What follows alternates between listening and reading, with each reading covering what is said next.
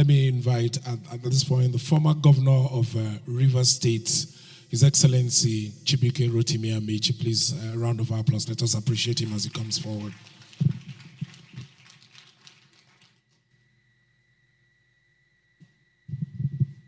Your Excellency, the former President of the Federal Republic of Nigeria, the Honorable Deputy Speaker of the House of Representatives, the Chairman of APC, our dear distinguished former governors, senators, my colleagues in the cabinet, distinguished ladies and gentlemen.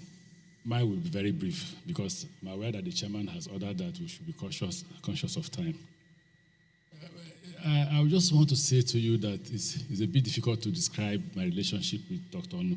Most people didn't know we had one, including his family, because he makes his call like President Babangida will make his call. You are sure to get a call from President Babangida. That's the same way he always will make a call to me. And our friendship started when he called me one day and said, we need to work together. And I said, I'm very willing to work with you. And we met in your house, he and I. Subsequently, we've had a series of meetings on how to work together. And I realized that there are very few Nigerians like Dr. Onu. When he was a lecturer at the University of Port Harcourt, I was a student. I was. In fact, I was at the University of Port Harcourt I left University of Port Harcourt in 1987. So I got into University of Port Harcourt in 1983, and he was a lecturer at the University of Port Harcourt already in the chemical engineering department. He was even a dean of the Faculty of Engineering. Graduated and ran. I didn't play APP politics. I've always played majority party politics. Or party in government, put it that way. Because if you want to define what majority is, so party in government.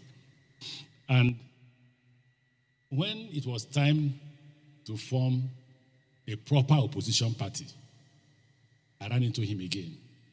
As chairman of Nigerian Governors Forum, he and I spoke. We had a series of meetings and conversations. There are very few Nigerians. If we are 260 million Nigerians, they are not up to 10 million Nigerians. The rest 250 are not Nigerians. They are either Igbos or Yorubas or Hausas or Fulanis or Ikweres. Their husband is a Nigerian. You will see all of them in one position or the other, wearing one gown or the other. Your husband is a Nigerian. That was the principle by which I decided to work with him, because the solution we were looking for is the solution of making sure that Nigeria as a country moved forward. Unfortunately, he did not achieve that before his death, but our conversations have not gone away from me.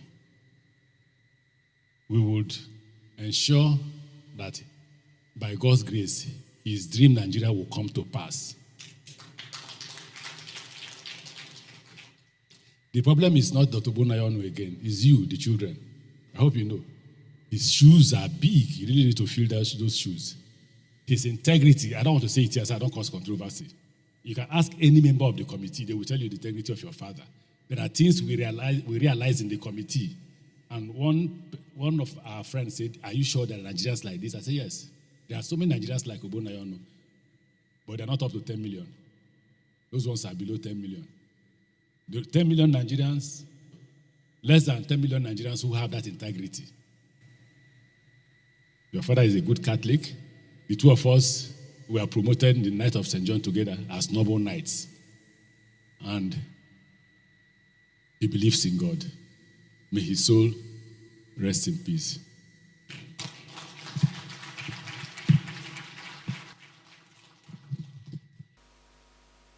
His Excellency Dr. Ganduje, thank you for being here with us. The Right Honorable Deputy Speaker, House of Representatives, thank you for your brilliant speech. After listening to you, I think we would have ended there. I am Pius Ayim, the former Senate President and the Secretary to Government that worked with me and the Chairman of the Planning Committee. Let me appreciate all of you. The representatives of the governors are not here. Members of the National Assembly serving and former. The honorable ministers with us here, serving and former. Former governors are here with us. Very senior Nigerians are here. I don't think I need to take too much of your time. But I haven't listened to the speeches, listened to the children, listened to tribute from everybody, and especially from the deputy speaker. The emerging leader. You're already a leader as a deputy speaker. You can say that our brother, Sir Dr. Christopher Ogbonnaya Onu, commander of the Order of the Niger, was a man that worth celebrating. Of course, in our tradition, whenever somebody dies, there must be celebration. But when you go for the burial of some people, you start thinking about what to say about the person. You create something, because you cannot go for a burial ceremony and talk negative things about the dead. But Dr. Onu is somebody that all what we're saying today is exactly who the person is. You hardly get such character. When Amaechi spoke, was talking about 10 million Nigerians that may be like him. We don't have up to that number. I've been a governor of my state. I've been a president of this country. We don't have. Even if we have just 1 million people like him, Nigeria would have been a better place for us.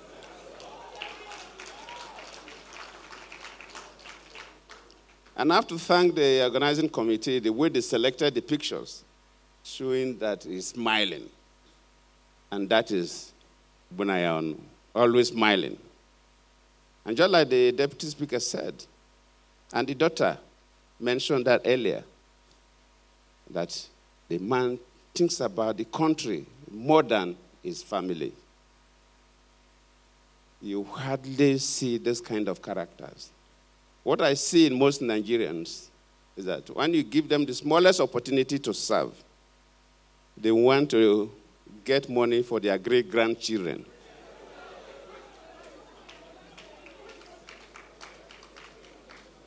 And that makes them to do things supposed not to do. You hardly see selfless people who thinks about the country. In fact, when we listen to the video clips, when the wife mentioned about the husband, these are the people who we pray should have the opportunity to hold offices. I believe that even as a Minister of Science and Technology, he couldn't give us what he's supposed to give us because of the Nigerian factor. In fact, when this Minister of State then mentioned how the other Minister of Communication Technology was even arguing about, is it science, technology, and innovation or communication? That tells us where we are as a nation. Communication is a subset of technology. And there's no need for that kind of argument at all. But because of the Nigerian factor, somebody thinks that a name of a ministry will attract more money. So I must have that name. And these are some of the things that you appoint some people into some positions, they are unable to give us what we should get. We pray that God should provide more of Sir Dr. Christopher Ogbonnaya Onu for us. The wife, the children, let me personally convey again my condolences to the father, to the family. I thank you all.